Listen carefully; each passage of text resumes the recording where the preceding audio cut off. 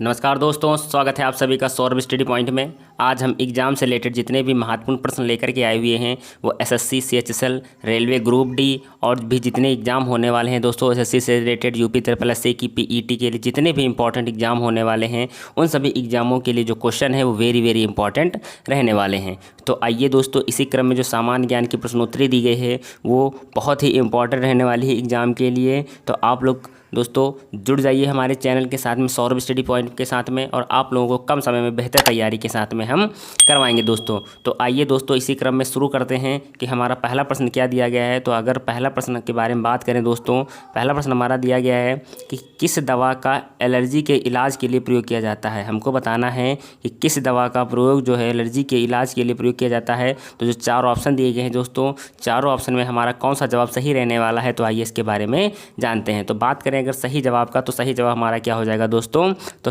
पहला जो ऑप्शन है हमारा वो सही हो जाएगा दोस्तों। फेक्सोफेनाडाइन जो जवाब होगा वो हमारा ऑप्शन सही हो जाएगा दोस्तों। तो दोस्तों इस तरह के जो प्रश्न हैं वो एसएससी सीएचएसएल में भी पूछे जा रहे हैं। तो जिन भी बच्चों का अगर एसएससी सीएचएसएल का एग्जाम हो तो वो आप लोग इस वीडियो को अंत तक देखें। जितने भी इंपॉर्टेंट क्वेश्चन है वो सभी हम आप लोगों के लिए लेकर के करा रहे हैं, जितने भी महत्वपूर्ण प्रश्न हैं दोस्तों। तो पहला ऑप्शन हमारा क्या हो जाएगा दोस्तों, क्वेश्चन का पहला जवाब हमारा जो होगा वो सही हो जाएगा। आइए देखते हैं कि अगला प्रश्न हमारा क्या दिया गया है। अगले प्रश्न के बारे में अगर बात करें हम, अगला प्रश्न दिया गया है कि बायोलॉजी शब्द का प्रयोग सबसे पहले किसने किया था। हमको बताना है कि जो बायोलॉजी शब्द है इसका प्रयोग सबसे पहले किसने किया था। तो सही जवाब के बारे में अगर बात करें तो हमारा क्या हो जाएगा, लैमार्क जो जवाब होगा वो हमारा एकदम राइट हो जाएगा दोस्तों। तो पहला ऑप्शन हमारा सही जवाब हो जाएगा दोस्तों। इस तरह के प्रश्न दोस्तों एग्जाम में बहुत बार पूछे जा रहे हैं। आइए देखते हैं कि अगला प्रश्न हमारा क्या दिया गया है। अगर अगले प्रश्न के बारे में बात करें कि एंटोमोलॉजी में किसका अध्ययन किया जाता है। दोस्तों इस तरह का जो प्रश्न है वो आप किसी भी एग्जाम को लेकर के देखेंगे तो इस तरह के प्रश्न दोस्तों, एक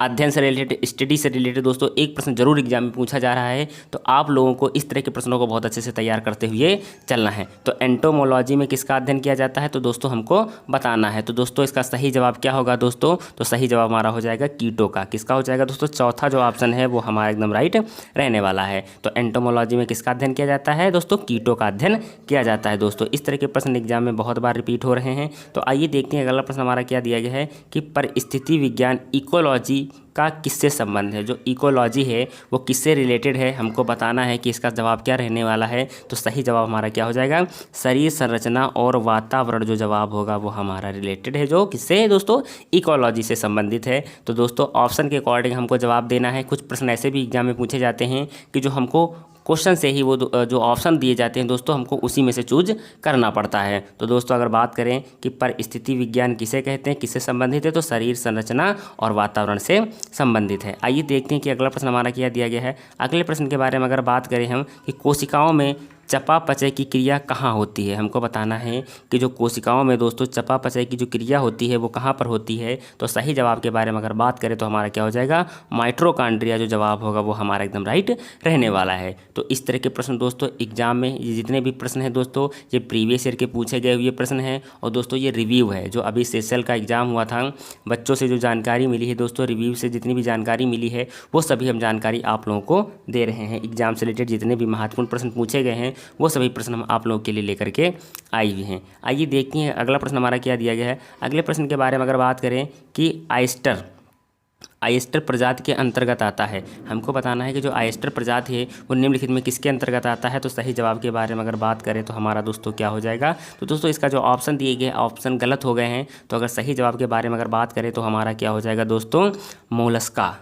क्या हो जाएगा दोस्तों, मोलस्का जो जवाब होगा वो हमारा एकदम राइट हो जाएगा दोस्तों। तो इसके जो ऑप्शन दिए गए हैं दोस्तों गलत हैं। तो इसका सही जवाब क्या हो जाएगा, आयस्टर प्रजाति के अंतर्गत आता है, तो मोलस्का प्रजाति के अंतर्गत आता है दोस्तों। आइए देखते हैं कि अगला प्रश्न हमारा क्या दिया गया है। अगले प्रश्न के बारे में अगर बात करें कि निम्नलिखित तत्वों में से किसकी परमाणु संख्या पोटेशियम की तुलना में अधिक है। हमको बताना है कि जो निम्नलिखित तत्वों में से किसकी परमाणु संख्या जो है पोटेशियम की तुलना में अधिक है। तो अगर बात करें चारों ऑप्शन में हमारा सही जवाब किसका हो जाएगा दोस्तों, तो क्लोरीन जो जवाब होगा वो हमारा एकदम राइट हो जाएगा दोस्तों। तो दोस्तों तत्वों में से किसकी परमाणु संख्या पोटेशियम की तुलना में अधिक है, तो क्लोरीन की अधिक है दोस्तों। अगर बात करें क्लोरीन का दोस्तों प्रतीक क्या होता है, Cl होता है। क्लोरीन के प्रतीक क्या होता है दोस्तों, Cl होता है। आइए देखते हैं कि अगला प्रश्न हमारा क्या दिया गया है। अगले प्रश्न अगर बात करें कि दिया गया है कि विद्युत धारा का चुंबकीय प्रभाव की खोज किसने खोजा? हमको बताना है कि विद्युत धारा का चुंबकीय प्रभाव किसने खोजा। तो इसका जो सही जवाब होगा हमारा क्या हो जाएगा दोस्तों? चौथा ऑप्शन जो है दोस्तों ऑस्ट्रेट जो जवाब होगा वो हमारा एकदम राइट हो जाएगा दोस्तों। आइए देखते हैं इसी क्रम में अगला प्रश्न हमारा क्या दिया गया है। अगले प्रश्न के बारे में अगर बात करें कि ध्रुव चुंबक से उसी प्रकार संबंधित है जिस प्रकार बैटरी से संबंधित है। हमको बताना है कि जो ध्रुव चुंबक से उसी प्रकार संबंधित है, ध्रुव जो है वो चुंबक से उसी प्रकार संबंधित है जिस प्रकार बैटरी किससे संबंधित है। तो हमको बताना है, तो इसका सही जवाब क्या हो जाएगा दोस्तों? तो हमको ऑप्शन देखना है कि ऑप्शन हमारे क्या दिए गए हैं। तो ऑप्शन हमारे क्या दिया गया है? तो चारों ऑप्शन में हमारा सही जवाब क्या हो जाएगा? सिरा। तो दोस्तों बैटरी किससे रिलेटेड हो जाएगी दोस्तों? तो बैटरी किससे रिलेटेड हो जाएगी? हमारी सिरा से रिलेटेड हो जाएगी दोस्तों। आइए देखते हैं अगला प्रश्न हमारा क्या दिया गया है। अगले प्रश्न के बारे में अगर बात करें, अगला प्रश्न दिया गया गलत कथन को चुनिए। हमको बताना है कि जो चार ऑप्शन दिए गए चारों में गलत कथन कौन सा है। तो अगर सही जवाब के बारे में बात करें तो दोस्तों पहला दिया गया एकल चुंबकीय पोल रह सकते हैं। दोस्तों ये हमारा कैसा जवाब है? अगर बात करें दोस्तों चुंबकीय पोल सदैव समान सामर्थ्य के होते हैं, ये भी दोस्तों सही है हमारा।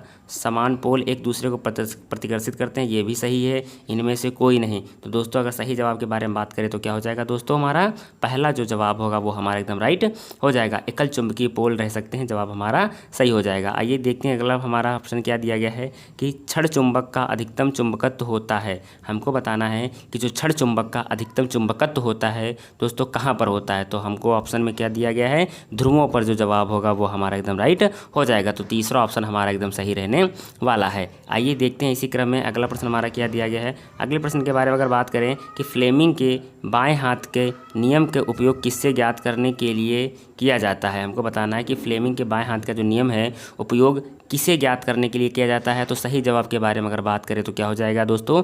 चुंबकीय क्षेत्र में चालक ले जाने वाली धारा की गति को किसको ज्ञात किया जाता है? चुंबकीय क्षेत्र में चालक ले जाने वाले धारा की गति की दिशा को दोस्तों क्या किया जाता है? ज्ञात किया जाता है। दोस्तों जैसा कि आप लोगों को पता है कि रेलवे ग्रुप डी के भी एग्जाम की डेट आने वाली है, जुलाई में एग्जाम होने वाले हैं। तो आप लोगों को इस तरह के प्रश्नों को दोस्तों साइंस से रिलेटेड जितने भी प्रश्न हैं इंपॉर्टेंट, वो सभी प्रश्न ग्रुप डी के लिए भी वेरी वेरी इंपॉर्टेंट रहने वाले हैं। और जिन भी बच्चों के एनटीपीसी सीबीटी को एग्जाम लगे हुए हैं दोस्तों, सीबीटी 2 का एग्जाम लगा हुआ, उनके लिए भी ये बेस्ट दोस्तों कंटेंट रहने वाला है।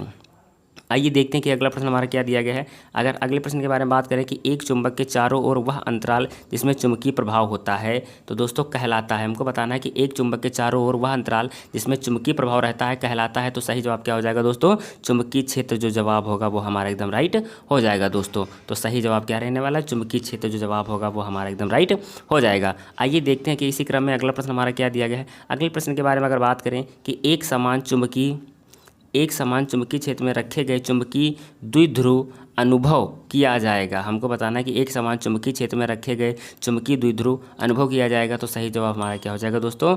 बल एवं आघूर्ण दोनों का दोस्तों क्या किया जाएगा दोस्तों? अनुभव किया जाएगा दोस्तों। इस तरह के प्रश्न दोस्तों एग्जाम में बहुत बार पूछे जाते हैं। आइए देखते हैं अगला प्रश्न हमारा क्या दिया गया है। अगले प्रश्न के बारे में अगर बात करें, निम्नलिखित में से प्रोटीन का सर्वप्रथम स्रोत है। हमको बताना है कि जो निम्नलिखित में से प्रोटीन का सर्वप्रमुख स्रोत है, चारों ऑप्शन में से हमारा सही जवाब क्या हो जाएगा दोस्तों? ये प्रश्न दोस्तों आप लोगों को बहुत अच्छे से तैयार करना है। ये वेरी वेरी इंपॉर्टेंट प्रश्न रहने वाला है क्योंकि जितने भी एग्जाम होते हैं उन सभी में ये प्रश्न पूछा गया है दोस्तों। अभी 2-3 एसएससी सीएचएल की जितनी भी शिफ्टें हुई हैं उसमें दोस्तों इस तरह के प्रश्न पूछे गए हैं। आइए देखते हैं कि अगला प्रश्न हमारा क्या दिया गया है। अगले प्रश्न के बारे में अगर बात करें कि पित्त स्रावित होता है। हमको बताना है कि जो पित्त है वो निम्नलिखित में से कहाँ से स्रावित होता है दोस्तों? ये भी इंपॉर्टेंट क्वेश्चन है। तो सही जवाब हमारा क्या हो जाएगा? लीवर जो जवाब होगा वो हमारा एकदम राइट रहने वाला है दोस्तों। तो हमारा पित्त जो है वो कहाँ से स्रावित होता है? लीवर से स्रावित होता है। आइए देखते हैं अगला प्रश्न हमारा क्या दिया गया है।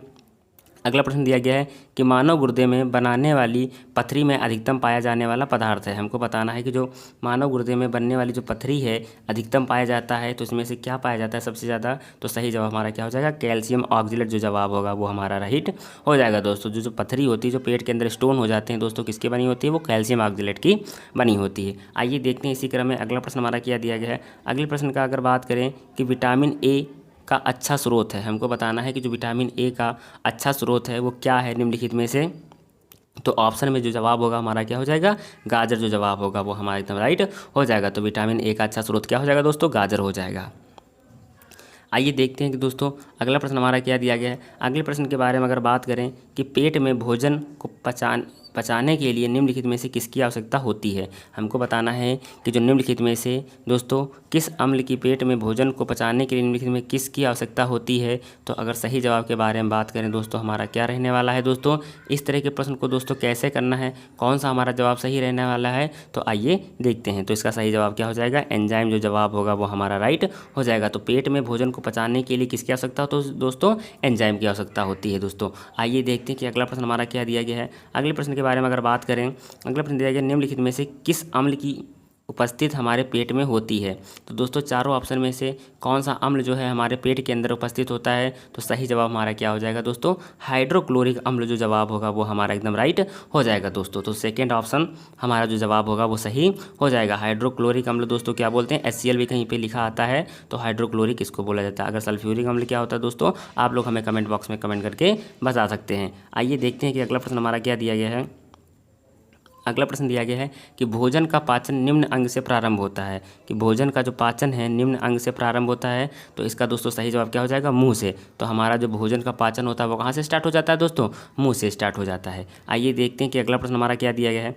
अगले प्रश्न के बारे में अगर बात करें कि निम्नलिखित में से कौन सा मनुष्य के पाचन तंत्र का भाग है। हमको बताना है कि जो निम्नलिखित में से कौन सा मनुष्य के पाचन तंत्र का भाग है। तो हमारा सही जवाब क्या रहने वाला है, तो आइए जानते हैं। तो सही जवाब हमारा क्या हो जाएगा दोस्तों, आग्नेयाशय जो जवाब होगा। दोस्तों जो ऑप्शन दिए गए हैं ऑप्शन के अकॉर्डिंग तो इसमें मनुष्य के पाचन तंत्र का भाग कौन सा हो जाएगा, आग्नेयाशय हमारा जो जवाब होगा वो एकदम राइट हो जाएगा। आइए देखते हैं कि अगला प्रश्न हमारा क्या दिया गया है।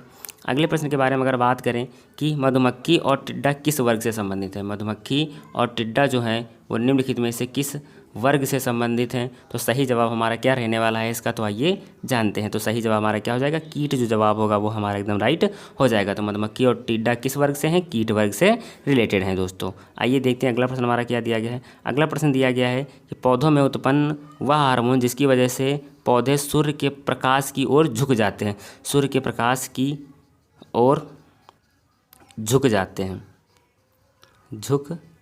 जाते हैं। तो दोस्तों हमको बताना है कि पौधों में उत्पन्न वह हार्मोन जिसकी वजह से सूर्य पौधों की ओर झुक जाते हैं। तो सही जवाब हमारा क्या हो जाएगा, ऑक्सिन जो जवाब होगा वो हमारा एकदम राइट रहने वाला। दोस्तों ऑक्सिन हार्मोन की वजह से जो सूर्य हैं, जो पौधे हैं वो सूर्य की ओर प्रकाश की ओर झुक जाते हैं। आइए देखते हैं अगला प्रश्न हमारा क्या दिया गया है। दोस्तों अगले प्रश्न के बारे में अगर बात करें, अगला प्रश्न दिया गया कि मायोपिया से क्या तात्पर्य है। तो दोस्तों जैसा कि आप लोगों को पता है कि जितने भी आप लोगों को हम क्वेश्चन लेकर के आते हैं, जितने भी हमारे द्वारा आप लोगों के जितने भी इंपॉर्टेंट क्वेश्चन दिए जाते हैं उसमें सभी हम क्वेश्चनों में एक से एक क्वेश्चन हम आप लोगों की होमवर्क देते हैं। तो उसी तरह से जो हमारा ये लास्ट वाला प्रश्न है दोस्तों, इसको भी हम होमवर्क के लिए आप लोगों के लिए दे रहे हैं।